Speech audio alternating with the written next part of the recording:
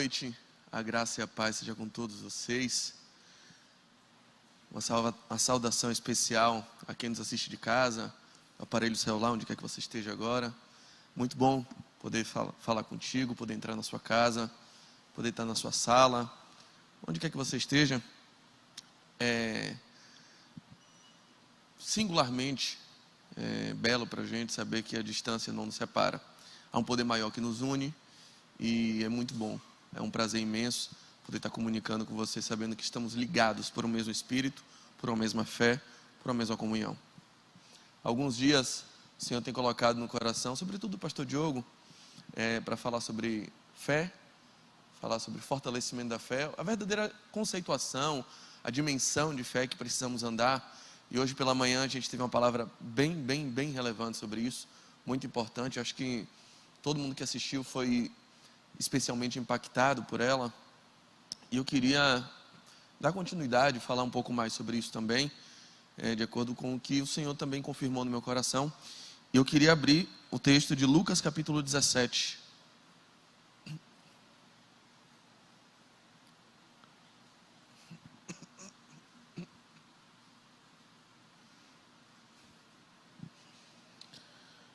Lucas capítulo 17, a partir do verso 5.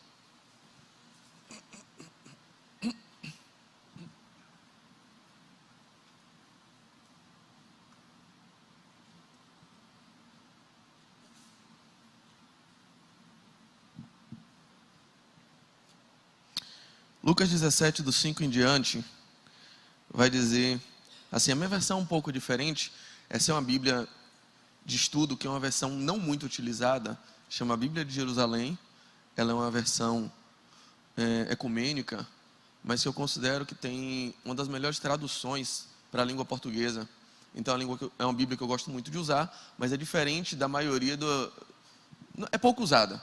Então ela vai ter algumas poucas diferenças nos termos, mas o conteúdo é exatamente o mesmo, tá bom? Então não estranhe a minha tradução, vai estar diferente um pouco, inclusive, da projetada aqui. Diz assim, verso 5. Os apóstolos disseram ao Senhor: aumenta em nós a fé.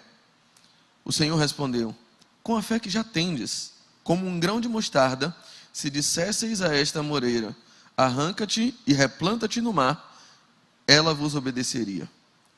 Quem de vós, tendo um servo que trabalha a terra ou guarda os animais, lhe dirá quando volta do campo: tão logo chegues, vem para a mesa?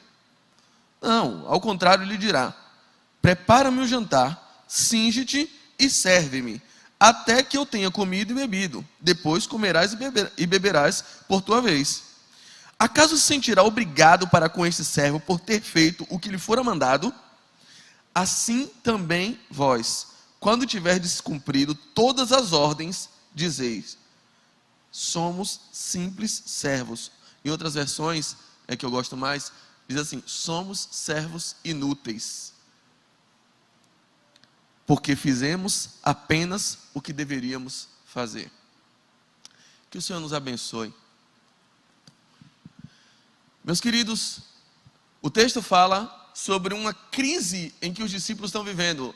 Anteriormente, Jesus estava falando sobre escândalos, sobre a qualificação da necessidade de virem escândalos para que se revelem a verdade e a mentira.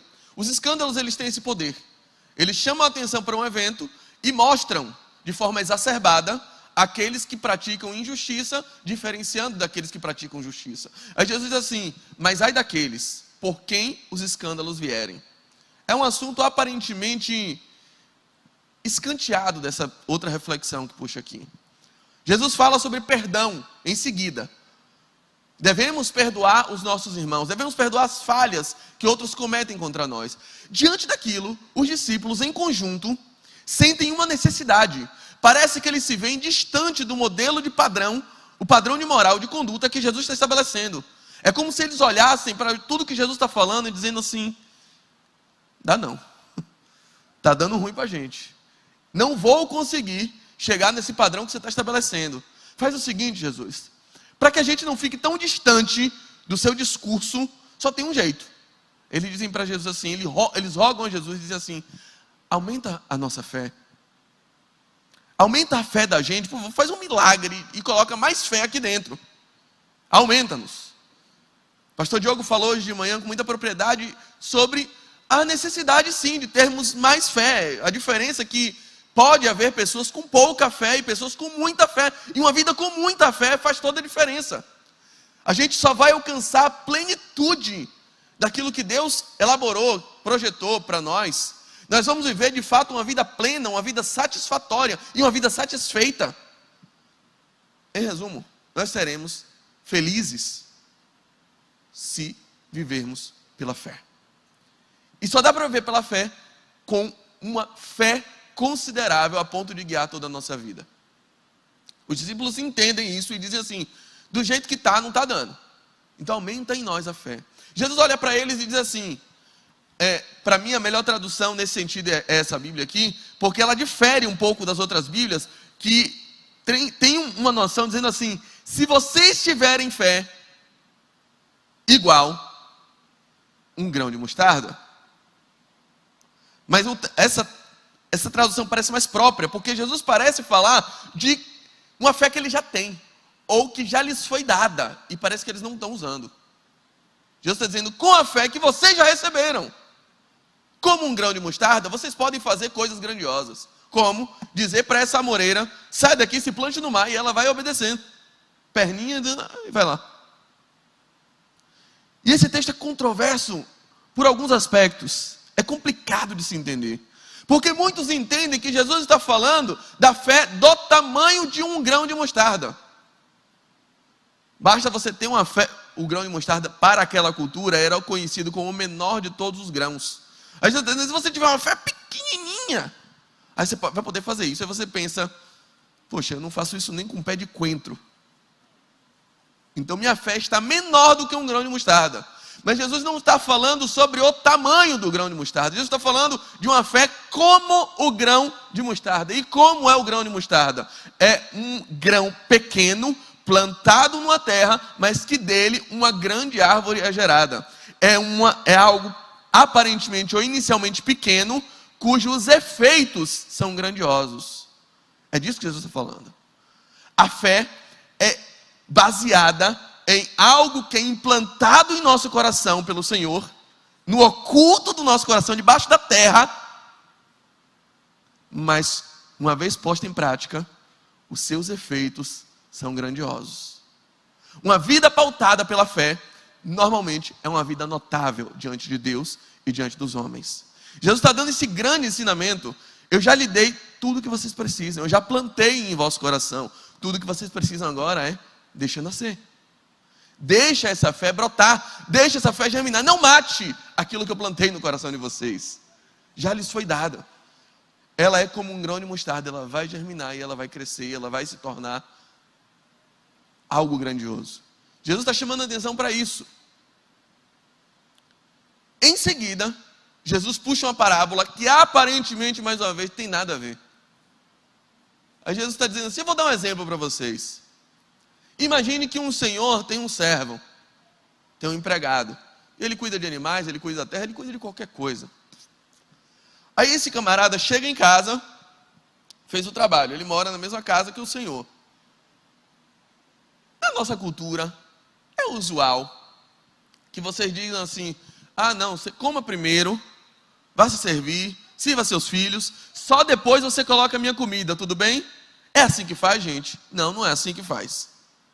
O que você espera dele é que ele primeiro coloque a comida dos senhores, coloque o seu prato, coloque o prato dos seus filhos, coloque o prato da sua esposa, porque ele é um servo, e só depois ele coma. E aí a pergunta que eu faço, Jesus fazendo, esse camarada, porque fez tudo o que lhe foi mandado, ele merece um aplauso?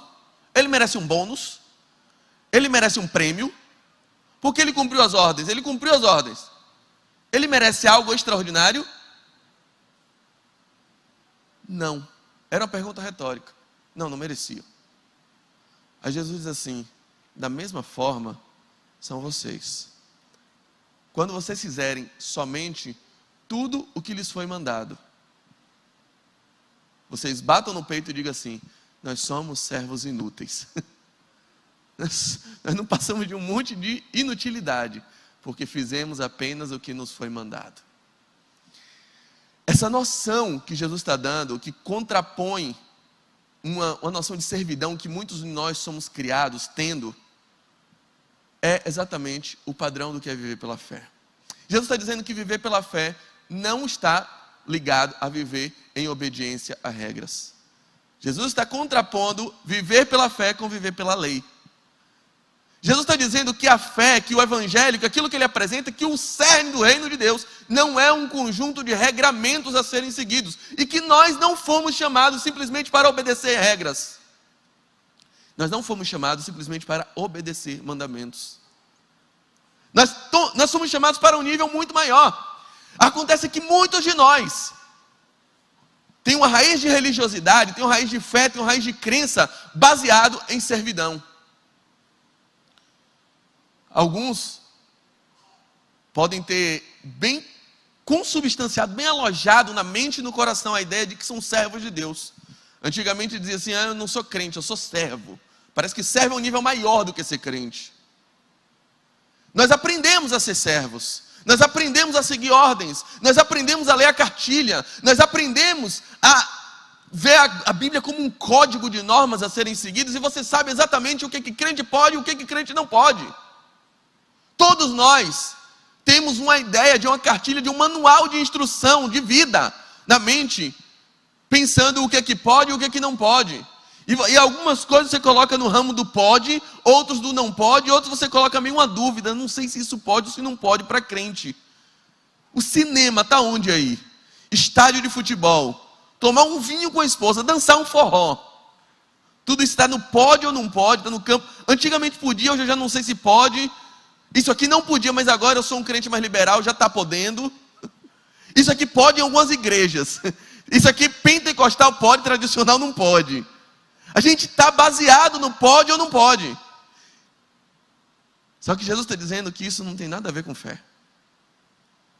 Viver baseado no pode ou não pode, não tem nada a ver com a vida pela fé. A Bíblia o Evangelho não é um conjunto de regramentos, não é um conjunto de normas que devemos seguir para ganharmos a aprovação ou o aplauso do nosso Senhor. Aliás, o Evangelho não é exatamente uma relação, ou não deve ser uma relação puramente de servidão entre escravos e Senhor. Não é para isso que Jesus nos chamou. E desculpe, eu só sei explicar isso de forma mais contundente contando uma piada. É sem graça, eu já advirto. É um tanto até pesada, mas eu vou contar mesmo assim. E a piada tem encenação também. Então, me desculpem de antemão. A história de uma cidade do interior bem machista. Uma cidade bem machista. E aí tinha um homem lá, um coronel, que era bem machão, sabe? Bem machão, e tinha orgulho de sua macheza perante os seus amigos na cidade. Só que ele tinha um filho que não era tão machão quanto ele. E aí um dia ele está em casa, conversando com seus amigos, aí falando, ei, minhas cabeças de boi, estou cheio de gado. Aí o filho chega no meio da sala com os amigos todos, aí fala, pai, me dá uma xícara de café. Aí o pai, compadre, você me dá licença que eu vou aqui rapidinho? Leva o menino para o quarto. Você vai falar que nem homem, rapaz. Vamos aprender agora a você falar que nem homem. Você não vai me envergonhar nessa cidade, não. Aí pega o espelho. Bora, comece a falar agora. Eu quero uma xícara de café. Aí, ai, pai, eu não sei se eu consigo. Você vai aprender. Mas vai aprender. Aí a menina vai tentando. Me dá uma xícara de café. Me dá uma xícara de café. Aí ele vai treinando. Lá pela 90ª vez, o menino consegue. Me dá uma xícara de café. Aí pronto, o pai, agora, sabe o que vai acontecer? A gente vai lá no bar, no centro da cidade. No centro. Toda cidade interior tem um bairro chamado centro. Então pode ser qualquer cidade, tá? Não vou dizer que é Amargosa, Gabi, porque... é central. Foi lá na Catiara isso. E aí ele vai lá no bar, na frente de todo mundo. Assim, agora você vai lá para todo mundo ver que meu filho é macho. Meu filho vai ser o futuro coronel dessa cidade. E aí o menino chega lá, bate na mesa do bar. Pá! Garçom, me dá uma xícara de café. Aí o garçom, tá bom? Com leite ou sem leite? Aí o menino, isso eu não ensaiei.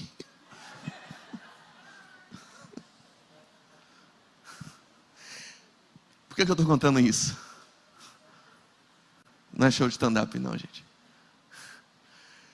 É porque se a gente achar que o Evangelho é simplesmente uma oportunidade de decorar regras a serem seguidas, é uma forma de entender o que pode e o que não pode, vai ter sempre uma situação que você não ensaiou. Por mais que você decore regras, por mais que você decore como falar, como vestir, como agir, como pensar, por mais que você aprenda todos os regramentos que já foram ensinados, vai ter sempre uma situação que vai te pegar e você vai perguntar, e aí, fazer tatuagem pode ou não pode? E nesse teatro, e fazer aquilo, pode ou não pode? Não sei, porque isso eu não ensaiei. Isso não é o Evangelho. A gente atrelou a ideia de que agrada a Deus a utilidade. Nós fomos criados para sermos úteis diante de Deus. E eu vou dizer uma coisa para vocês. A gente aprendeu a confundir utilidade com dignidade. E a gente aprendeu que se eu fizer tudo certo para Deus, Deus vai fazer tudo certo para mim.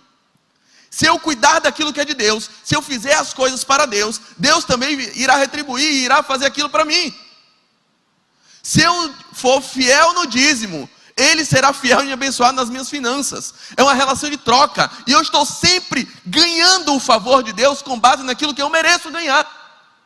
É assim que a gente aprendeu. E se você é um bom empregado, você espera no final do mês o seu salário.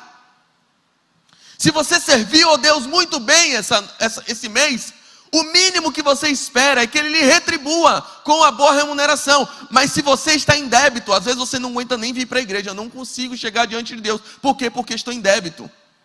Lembra da oração do filho pródigo, quando estava desejoso de comer a comida dos porcos? Ele diz, já sei o que eu vou fazer. Eu agora estou em débito.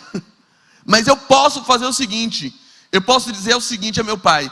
Pai, pequei contra o céu e contra ti, já não sou digno de ser chamado teu filho, faça-me como um dos seus trabalhadores. O raciocínio nosso é esse: se Ele me fizer como um trabalhador, eu posso trabalhar e merecer de novo aquilo que eu não mereço mais porque eu pequei. E outra, eu já não sou digno, porque agora eu estou em pecado. Mas se eu me tornar digno, saindo do pecado, aí eu posso entrar na casa de Deus.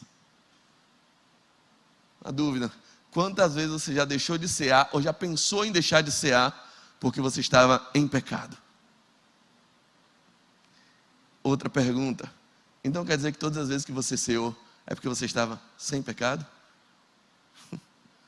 Porque quando a gente raciocina assim, a gente está pensando, hoje eu mereço comer um pedaço da coxa de Cristo, sabe? Hoje eu sou digno. Ontem não, ontem eu esqueci. Ontem o Vitória tomou um gol no final, eu falei aquele palavrão lá. Aí não mereço. A gente está o tempo todo raciocinando em função de sermos úteis para Deus, de cumprir as suas ordens para merecermos algum aplauso, para merecermos algum bônus, para merecer um salário no final do mês. Assim a gente foi educado, mas isso não é viver pela fé. Isso é viver pela lei, isso é viver pelos méritos. Isso é o contrário de uma vida pela fé. A gente aprendeu a ideia de que se nós formos o funcionário do mês, Ele nos agracia, mas se eu não for o funcionário do mês, Ele me demite. É por isso que vivemos com medo. Eu fiz essa pergunta aqui outro dia, mas eu vou fazer de novo. Quantos aqui estão na igreja, no Evangelho, são cristãos desde criança? Mantenha a mão levantada. Eu vou pedir para baixar a mão. Quem nunca teve esse sonho? Quem nunca teve esse sonho, baixa a mão assim, ó. O sonho de que Jesus voltava e você ficava. Aí você baixa a mão, se você nunca sonhou isso. Ô, gente, todo mundo já sonhou isso. O medo está... A gente foi criado pelo medo. A gente foi educado pelo medo. O medo de Jesus não me amar mais. O medo de eu não ser um bom... O medo de eu não merecer o céu. O medo de eu não fazer aquilo que é necessário para ter todos os requisitos de entrar na festa. A gente aprendeu a isso. Porque nós aprendemos a ser úteis. E a gente confundiu a vida inteira dignidade com nobreza. Desculpe, utilidade com nobreza. Utilidade com dignidade.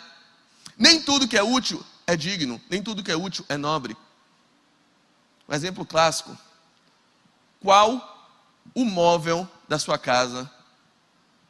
Qual a parte da sua casa mais útil? Aquela que se tirar isso aqui, vocês estão lascados. Na sua casa. Você pensa em quê? Cozinha? Não, eu estou falando um móvel. Um móvel, né? A cozinha é um vão todo, né? Qual? Chuveiro? Eu já tomei muito banho de caneca. Balde. Muito. Deixa limpo do mesmo jeito. Sabe um que se tirar, ferra tudo? Privada. Gente, não tem nada mais útil dentro de uma casa do que a privada. Se tirar a privada da tua casa, ferrou. Ferrou. Pense comigo. Tragédia que não vai ser.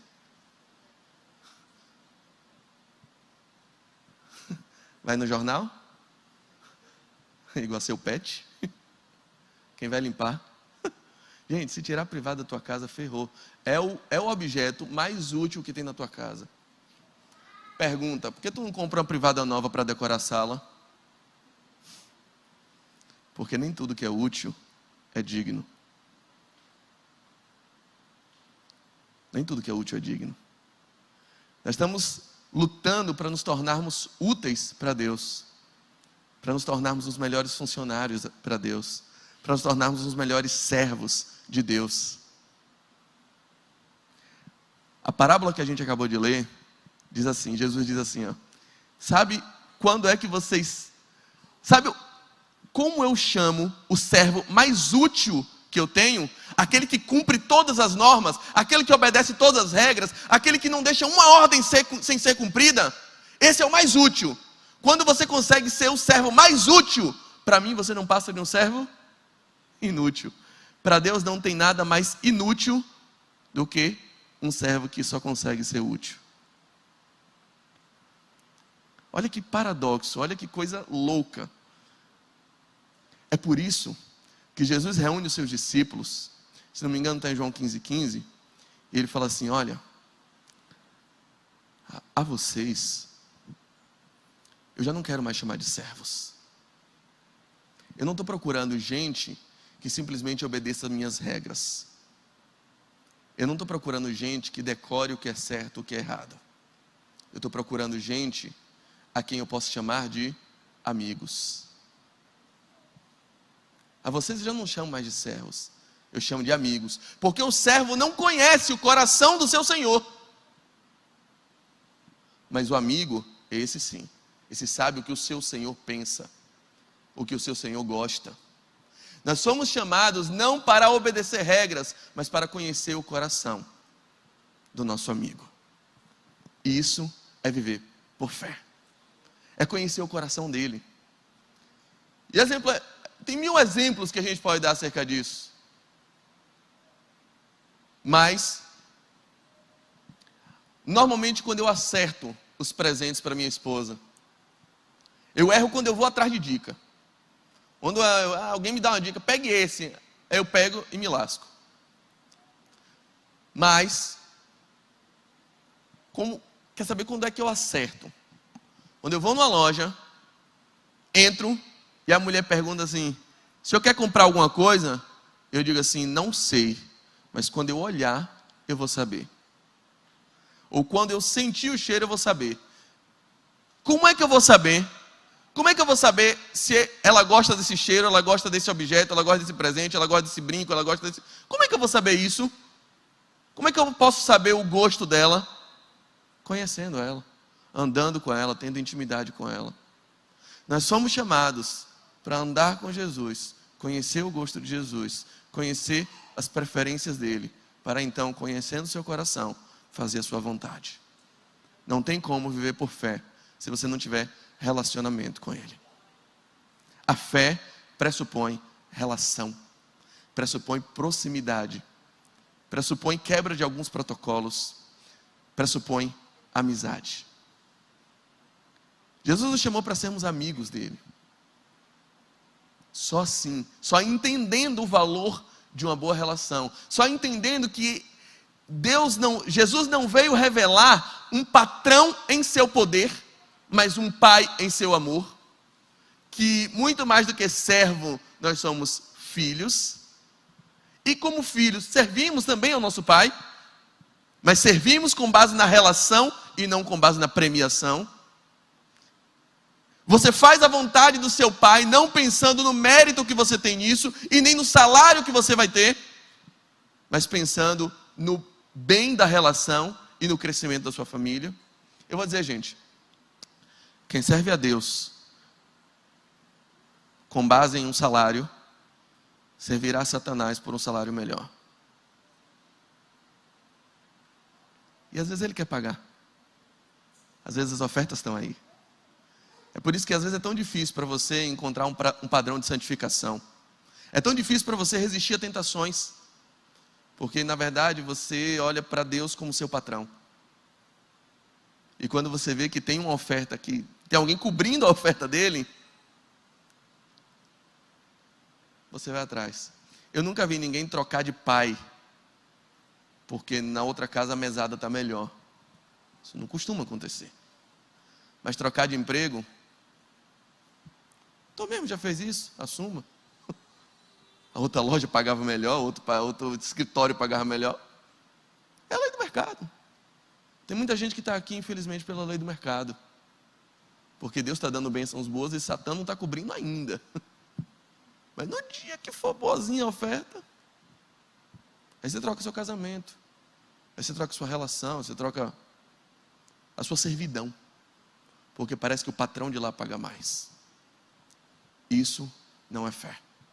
Isso não é fé. Os discípulos, quando se perceberam capazes de causar um escândalo, quando perceberam que eles não tinham um firmamento suficiente para não ser uma daquelas pessoas que Jesus está dizendo, ai desses, eles correram e disseram, Jesus, aumenta a nossa fé. Porque a gente não está dando vazão. Está estranho para a gente. O segredo para aumentar a fé é aumentar a relação. É entender quem você é diante de Deus. Que antes de ser servo, você é filho. E quando você entende que você é filho, você para de se relacionar pelo medo.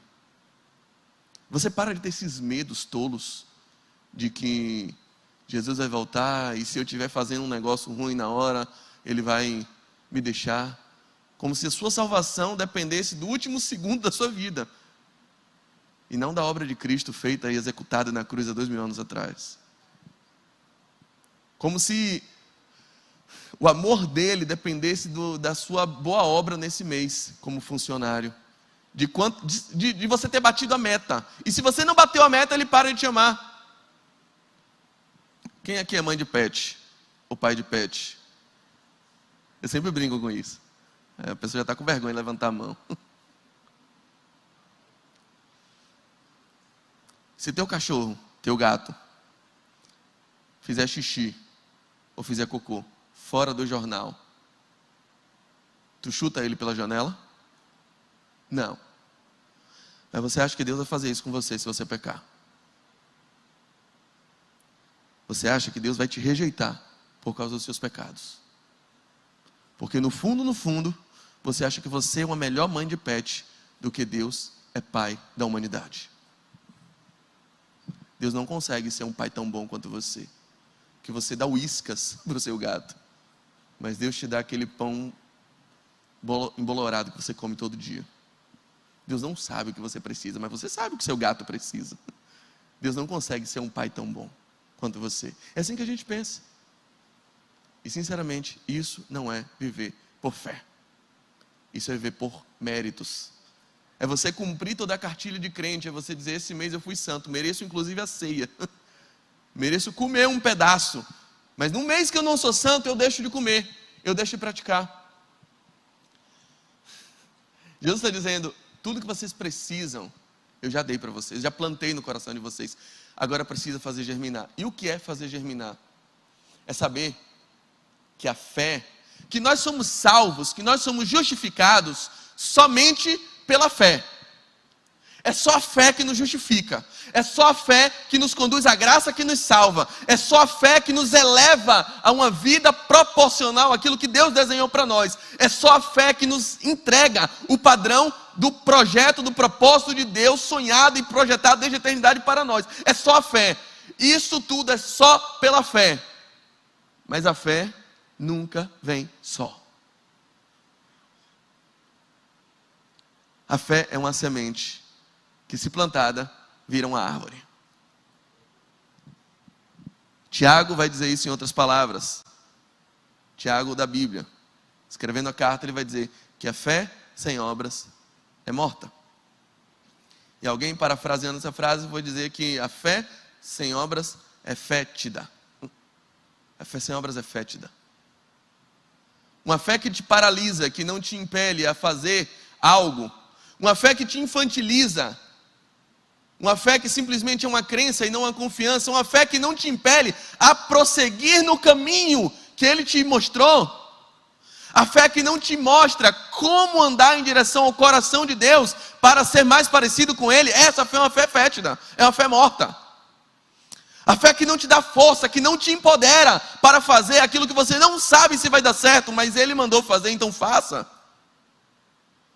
E essa fé pode caminhar sim com algum nível de dúvida. Porque nem sempre você sabe naturalmente se vai dar certo. A fé não está sempre atrelada às convicções. Aliás, se você tem uma convicção de algo, você não precisa de fé. Eu não preciso de fé para saber que tem pessoas bonitas aqui. E outras nem tanto. Eu não preciso de fé para isso. Eu não preciso de fé para olhar e saber que minha esposa está aqui hoje, que meu filho está aqui hoje, porque eu estou vendo. A fé vem exatamente para aquilo que você não viu. O firme fundamento do que você não viu, das coisas que você só espera. A fé é isso. Um exemplo que me foi dado uma vez e que eu sempre guardo, já contei ele aqui algumas vezes, é o exemplo de uma casa pegando fogo.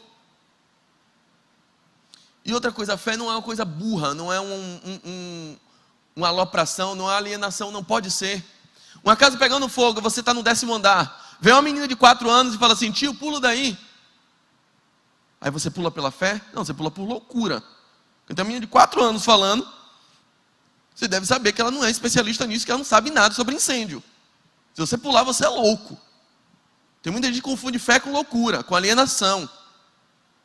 Isso não é fé. Mas pense agora num outro exemplo. Você está no 10º andar. Surge pela porta arrombando assim, tá?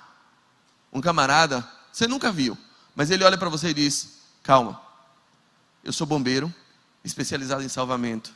Eu já fiz isso diversas vezes, eu tenho 30 anos de experiência. Eu fiz um projeto, fiz um plano para salvar você. Minha equipe está toda lá embaixo te esperando.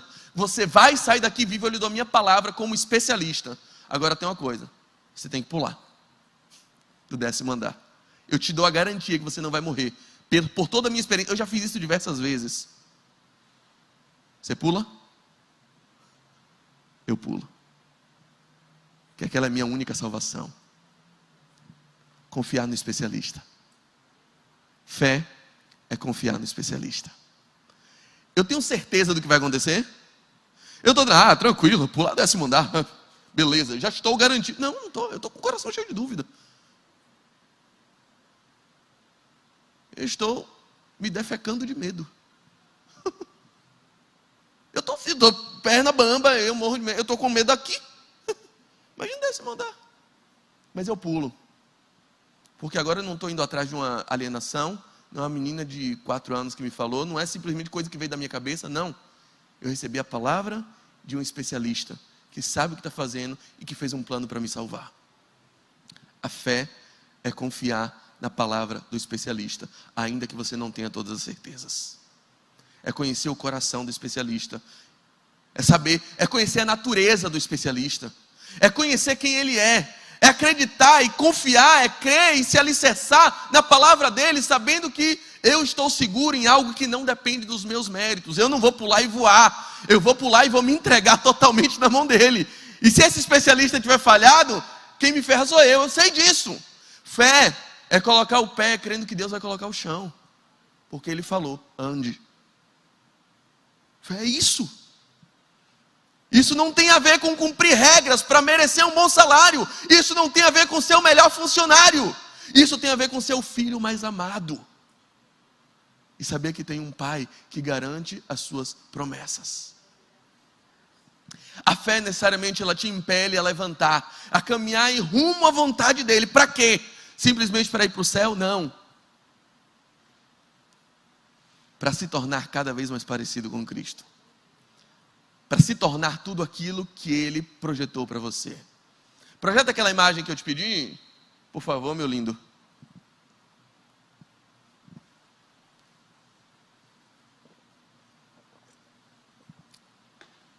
Essa é uma ilustração, um quadro pintado, ilustrando o episódio de João capítulo 9.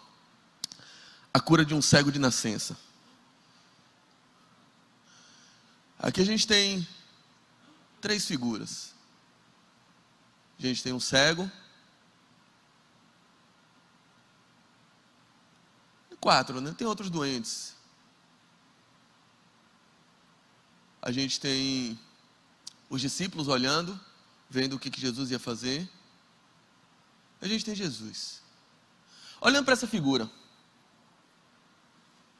Quem você é aí? Em quem você se vê? Você olha aí, se eu tivesse aí, eu seria essa pessoa aqui. Em quem você consegue se enxergar? Na sua condição atual, você olha e se vê em quem aí? E aí?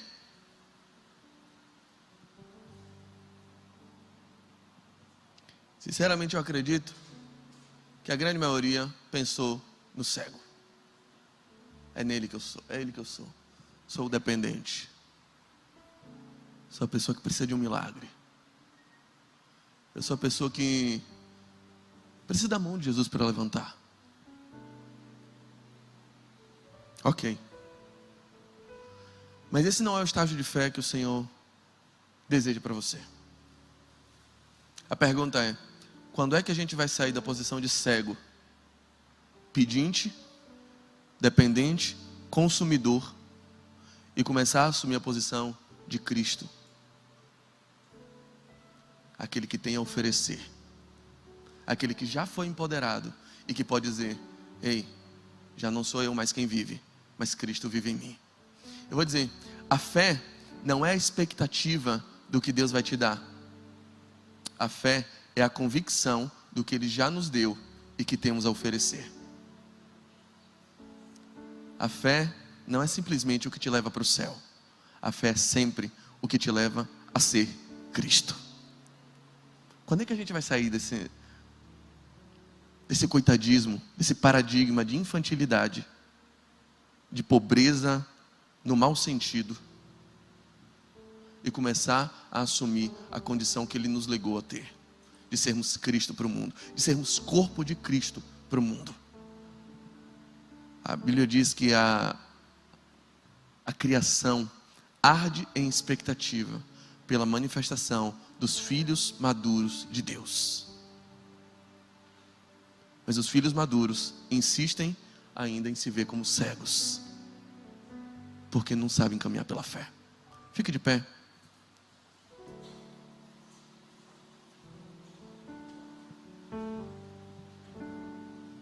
Se você fizer essa oração hoje e dizer: Senhor, aumenta-nos a fé, provavelmente Ele vai te chamar para crescer. Você quer mais fé? Tá bom, cresce, juvenil. Vamos amadurecer. Vamos sair dessa posição de simples pedinte. Vamos parar de achar que dá para viver em plenitude com esse medo que você carrega. Medo de morrer, medo de não ir para o céu, medo do inferno, medo do castigo, medo de tudo.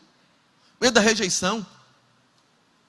Como é que você vai operar a sua salvação, como Paulo escreve aos Tessalonicenses? Operai a vossa salvação com temor e com tremor. Como é que você vai operar se você perde ela 7 vezes por dia? Estou salvo, não estou salvo, estou salvo, não estou salvo. Parece Galvão narrando Michael Phelps. Ganhou, perdeu, perdeu, ganhou, ganhou. Parece isso. Perdeu, ganhou, tá salvo, não estou salvo. Sabe, Chicó? Ou promessa sem jeito. Estou vivo, estou morto, estou vivo. A gente está assim, caminhando de forma claudicante. Aqui está raso, aqui está fundo, aqui está salvo, aqui não está salvo. Pequei, despequei. Ganhei minha salvação, perdi minha salvação. Hoje eu mereço, hoje eu não mereço. Quando você encontra a cruz, quando você encontra a graça, quando você encontra a fé, quando você encontra o padrão que Cristo sonhou para você, tudo isso é aniquilado. Porque você já não se baseia mais numa ideia de salvação que é fruto daquilo que você faz ou daquilo que você deixa de fazer. Você começa a entender que salvação é fruto daquilo que Ele fez por você na cruz do Calvário. E aí acabou a história. Aí só basta ter fé, confiar no especialista, naquele que tem experiência, naquele que nunca perdeu uma vida. Ele diz: Pai, daqueles que o Senhor me deu, nenhum se perdeu. Estão todos aqui, Pai. Você pode confiar nesse especialista. Qual é a janela que está se abrindo hoje diante de um prédio pegando fogo e que você insiste em não pular pelo medo? Mas tem um especialista gritando: pula. Pula dessa relação tóxica e abusiva. Eu vou preencher seu coração. Aí você não pula, porque você tem medo da solidão, medo de ficar sozinha, medo de ninguém te querer, medo de mais uma vez ser rejeitado, ser rejeitada. E ele está gritando: pula, eu sustenho. Pula, eu vou ser o seu sustentáculo. Pula, fique tranquilo, pula e confia. Eu fiz um plano para você não se perder, eu fiz um plano para te salvar. Quando é que você vai pular dessa vida de desonestidade na sua carreira? Mas se eu não fizer isso, eu não vou ser competitivo. Se eu não fizer assim, se eu não fizer dessa forma, eu não vou conseguir. Se eu não der o meu jeito, não vai dar certo. E ele está gritando: pula, eu nunca perdi uma vida. Pula, só confia. Viva conforme o meu coração, viva conforme a minha vontade. Pula para uma relação mais íntima comigo, você vai conhecer quem eu sou. Pula, eu não estou falando de cumprir regras, eu estou falando de ser amigo do Rei do Universo. Não tem amizade melhor do que essa. Pula. Quando é que você vai pular, cara? Quando é que você vai pular para um nível de profundidade maior e de entrega maior ao Senhor? Um nível que você ainda não viveu, mas você tem medo porque você acha que crente não pode fazer um monte de coisa. E você não tem como largar suas festas, não tem como largar a sua forma de se relacionar. Cara, primeiro pula. Pula e deixa Ele dirigir tudo. Para de pensar que tudo depende de você. Para de pensar que sua salvação depende do que você faz, do que você não faz. Salvação não é uma troca de roupa. Salvação não é uma troca de amigos. Salvação não é uma troca de vocabulário. Salvação é uma troca de amores. É te dar um novo coração. É Ele mexer naquilo que você gosta. É Ele começar a operar dentro de você e mexer nas suas preferências, mexer nos seus amores, mexer naquilo que você gosta e mexer naquilo que você vai deixar de gostar. Deixa Ele operar em você. Isso é aumentar a fé. É dizer: Senhor, eu quero ter o seu coração, eu quero ter as suas preferências, eu quero ter os seus amores. Aumenta-nos a fé. Não dá para aumentar a fé sem aumentar a relação, sem aumentar o nível de intimidade entre você e Ele. Mas você está resistindo, porque você ainda prefere esse distanciamento de patrão empregado. O toma lá da cá, eu faço aqui, você me dá lá. Aí eu não preciso te conhecer, aí eu não preciso me relacionar, basta eu fazer e você me dá. No fundo é isso que você foi ensinado a fazer. Mas isso até cachorro faz. Cachorro sabe o que ele tem que fazer para ele ganhar um biscoito e para não ganhar um tapinha no focinho. Ele sabe, ele foi adestrado para isso. Ah não, você não é cachorro para Deus. Ele te chama de meu filho.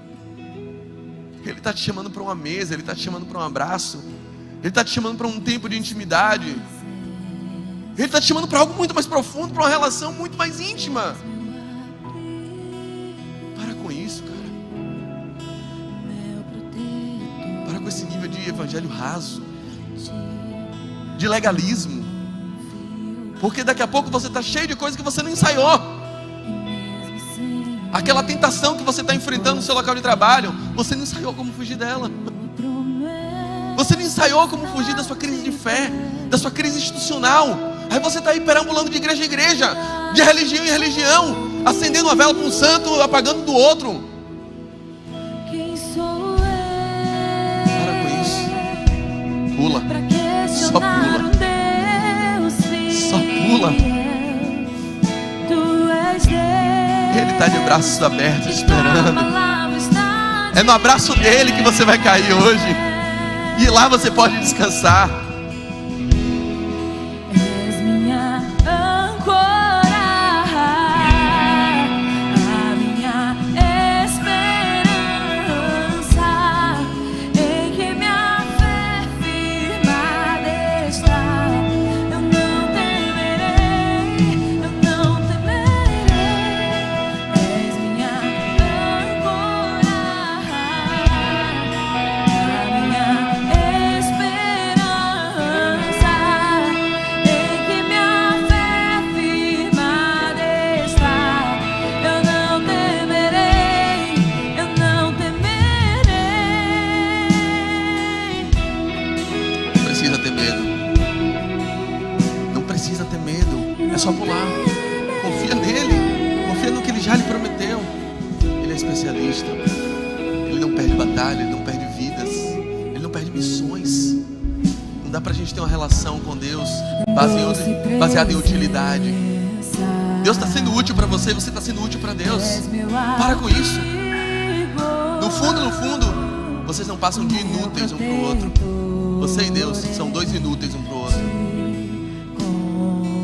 Ah, você não é um vaso sanitário para Deus. Isso é ser útil. Não. Deus te chamou para ser digno, porque Ele é digno e te fez digno na mesa dele. Te chama de meu filho. Deus te chamou para ser nobre diante dele. Vai muito além. É relação. Quem sou eu? Aumenta-nos a fé, Senhor. Nos dá um novo batismo de fé nessa noite. Empodera os corações, Senhor. Visita com tua graça, com teu amor, com tua misericórdia, com teu poder, com tua autoridade. Derrama da tua graça, da tua fé sobre nós, Senhor. Confia, pula, se lança nos braços dele.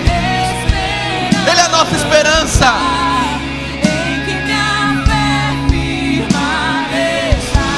Ora, a fé, o firme fundamento das coisas que se esperam, a convicção, a prova daquilo que não se vê. Porque pela fé Moisés recusou ser chamado filho da filha de Faraó. Pela fé Abraão ouviu e creu. Pela fé Jefté lutou. Pela fé Sansão perseverou. Pela fé os servos do passado se moveram. Porque pela graça sois salvos por meio da fé. Isso não vem de vós, é dom de Deus. E não vem pelos méritos, não vem pelas obras, para que ninguém se glorie.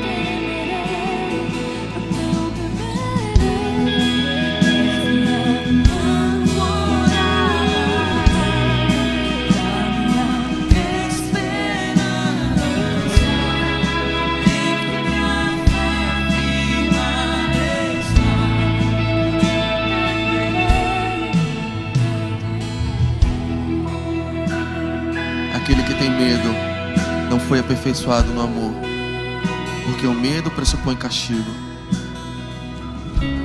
mas o verdadeiro amor lança fora todo medo. E nós o amamos, porque Ele nos amou primeiro.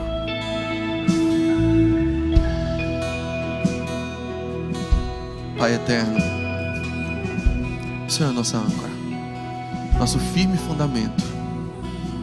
Hoje nós te pedimos, aumenta-nos a fé, para que a gente possa pular esses castelos em chamas que a gente construiu para a gente mesmo que deu errado.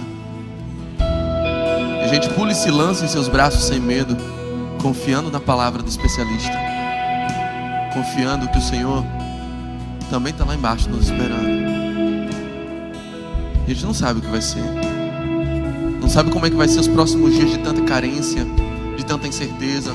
Senhor, o mercado está tão difícil, é tão difícil seguir uma carreira fazendo aquilo que é certo. É preciso pular, é preciso muita fé, Senhor, e alguns dos seus filhos hoje não têm. Por isso nós pedimos, batiza-nos com a nova fé, aumenta-nos a fé, Senhor, para que a gente creia que ninguém perde por esperar em Ti, porque desde a antiguidade não se viu e nem com o ouvido se percebeu e não chegou ao coração do homem a ideia de um Deus que trabalha por aqueles que nele esperam, semelhante a Ti. Ó Senhor, cuida de nós, dá-nos uma fé inabalável, dá-nos, Senhor, uma fé que conduz até o ponto onde o Senhor desejou para nós, que é sermos Cristo, que é sermos semelhantes ao Teu Filho maduro. Ó Senhor, que a fé não seja a expectativa do que vamos receber, que não seja a fé de mendigos cegos apenas, mas que a gente possa transicionar para termos a fé como a convicção daquilo que já recebemos e temos a oferecer ao mundo. A fé que vai transformar esse mundo, a fé dos filhos maduros, dos pequenos cristos espalhados por essa terra. Com base nessa fé, nós oramos e pedimos que o Senhor nos ensine a finalmente viver pela fé e não pelos nossos méritos, não baseado naquilo que podemos fazer, não baseado naquilo que conseguimos, mas baseado naquilo que o Senhor já fez por nós na cruz do Calvário. Assim nós oramos e no Teu nome nós dizemos que o amor poderoso do nosso Pai, que a graça incondicional, irrevogável do Filho, a comunhão inquebrantável, maravilhosa, que une, que agrega e que conforta, do Espírito Santo de Deus, repousem e estejam com todos aqueles que creem no nome do Senhor Jesus, desde agora e até o céu. Amém, amém e amém. Que você tenha uma excelente semana e que a fé seja aumentada em seu coração. Deus te abençoe e até mais.